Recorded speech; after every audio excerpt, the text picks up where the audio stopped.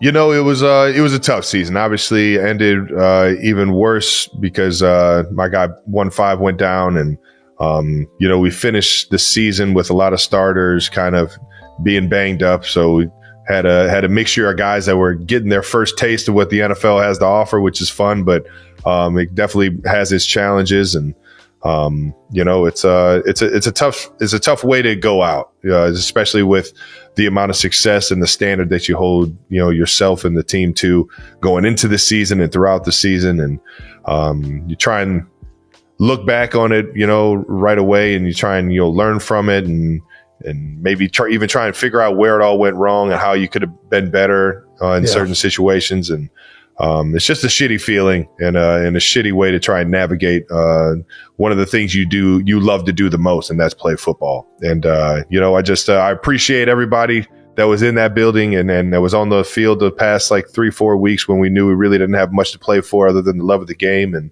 the pride and the honor that comes with playing in the NFL. But I appreciate everybody that was out there giving it their all and putting their body on the line, and made it as good as we could have going into the last week and the end of the season. Yeah, there's nothing worse than not making the playoffs. It is very frustrating. You guys have done it, especially when you guys have done it so much. Like, it's absolutely crazy, and you guys obviously should be very proud of that. But that doesn't make any. It actually probably hurts more, I would assume. Yeah, it's kind of an embarrassing feeling, but you keep it moving, man. You keep it moving. And I'm still a fan of the game, and I still love the game. So I'll be tuned in throughout the playoffs, seeing how this thing shakes out over the next couple weeks. And I'll get to be around some friends and family in January instead of trying to figure out how to win some playoff games. The season did not come without you guys winning some things, especially you, Trav, with some records being broken. Let's have a little reminder, since you love talking about records so much and stats. All right. Hey. You became the third tight end ever with 13,000 receiving yards, the fastest to ever accomplish that feat. Guys in front of you, of course, another Kansas City legend, Tony Gonzalez, who... TG. I mean, absolutely insane how many yards Tony has. No, it's absolutely insane, as you're right. He's fucking silly. Yeah, and then obviously Jason Witten down in Dallas. Travis, the third one to get over the 13,000 yard marker, which is a very fitting number, I think. You also passed T.O. for 8th most receptions in NFL history. Did you know that? Yes, I've known all. They asked me about all this stuff after the game, so that's how I really know. That's crazy. I didn't know you were 8th of receptions, just period. That's awesome. Yeah, Coach Reed dials me up. I don't know what else to tell you. I think when he puts together a game plan, he features me, and I'm very fortunate of that. And I'm fortunate that in my 13th year, he was still trusting me to try and win him some ball games. So. Shout out to Coach for, helping me accumulate some of these yards and catches. Well, another record is you are now tied with Tim Brown for the longest streak of seasons with 75 plus receptions at 10. That's a LeBron stat. 100%. Yeah, that's a LeBron stat. Shout out to Tim Brown, though. Now that the season is over, what is next for the Big Yeti? Every season ends for me. I put my feet up and I just be a human because I've been putting my body through the ringer for the love of it. I do enjoy playing football and the physical aspect of it. I think there's something about feeling the wear and tear of the football season to just fucking getting ready for a game, knowing that your body's fucking beat down, man. I think there's something to it. It makes you just feel like a mangy animal that just is fucking out here just finding a way to survive. And I just fucking love that shit. But I think, just being a regular human for a couple weeks, maybe a month or so, and trying to figure out what I'm going to do next in terms of my future in football. I think, I've talked to a few people in the facility already, having the exit meetings and everything. And, they know where I stand, at least right now. And I think there's a lot of love for the game that's still there. And I don't think I'll ever lose that. I don't know. It's a tough thing to navigate, but at the same time, I think, if my body can heal up and rest up, and I can I can feel confident that I can go out there and give it another 18, 20, 21 week run. I think I would do it in a heartbeat. So I think right now it's just finding that answer and seeing how the body feels after this game and kind of when it all settles down. I'm confused. So you're not already coming back? What? Chris Jones has said that you're coming back. I thought this was already nice. That's why we love Chris. He's very optimistic. He's very optimistic. Chris Jones's quote is, "I'm not buying it. He'll be back next year." But he also followed that up, though. He said, "I can't promise you anything." Nice. There you go. Yeah, let's keep this thing moving. A little Eagles 17, Commanders 24. Jason, you want some thoughts on the game? I mean, obviously the Eagles didn't play all their starters, but yeah, I mean, that's the big storyline. Is obviously the way it worked this past week for the Eagles was if Detroit beat Chicago, which did end up happening, and if the Eagles win, the Eagles could have jumped up to the 2 seed.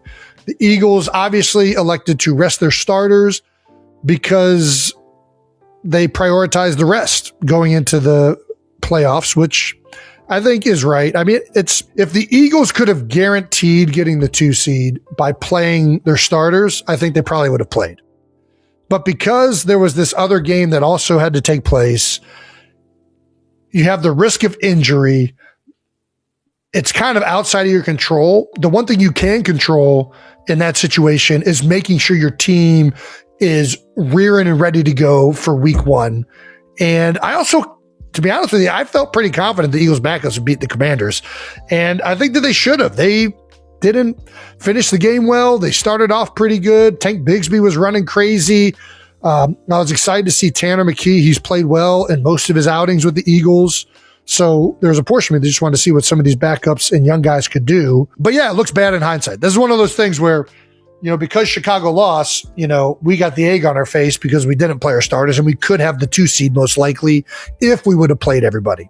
But I think of it like this too, is like Monday morning quarterback. If they start the starters and one of the premier guys gets hurt and the Lions don't win, then everybody's going to be on Nick Sirianni about what fucking idiot is playing his guys in a game that's meaningless. Damn if you do, damn if you don't. Yeah. And we were in a similar situation in 2023, my last year, and the offense was struggling. We really actually had less to gain. Like we weren't really playing for anything in that week, if I recall it correctly. And we go out there and we play, and what happens? A.J. Brown gets hurt, and he couldn't play in the first playoff game. Jalen Hurts also got banged up in that game. And I do think that was also in the back of Nick Sirianni and the Eagles' head of like, listen, the last time we played our guys in a game like this, it ended up costing us some meaningful people, and we weren't at our best against Tampa Bay. I think at this point in the season, when you get the rest and you have the opportunity to avoid somebody getting hurt and you don't know for certain that playing guys is going to help you, I don't know that it benefits you that much. And at the end of the day, you still got to go through good teams to win the Super Bowl. Like, yeah, if we're the 2 seed and we can guarantee 2 home games, that is a big thing. That is a big deal. But at the same time, like, we're going to have to play great teams regardless. And now we get a week of rest. All of our starters, Landon, our whole offensive line has been so banged up. A lot of those guys got the ability to get healthier. And then we're going to get to play. Well, and now we get San Fran, who just fought their tails off with a juggernaut of Seattle, and they're going to be coming to the East Coast. I think if this team is good enough, they're still going to find a way to get it done. I don't think that decision in week 18 is going to determine the outcome of this team. I just think that when we play up to our potential with the defense we have and with the offensive firepower we have, I think we can beat anybody. Well, you guys got the 49ers next week. And, they've been rolling, man. They've been rolling. They had a tough one last week, but... Dude, how good is Seattle? That was a crazy game. Dude, Seattle Shitty weather game, too. Seattle's so long and fast, and those windows they're smaller, and they close. And they're active, man. Active. I came away from that game more impressed with Seattle than I was like, oh, San Fran ain't very good. San Fran's still legit. I just think the Seattle defense is freaking... Man, do they got some dudes over there. Yeah. With everything that's happened with the 49ers, man, Kyle Shanahan, man.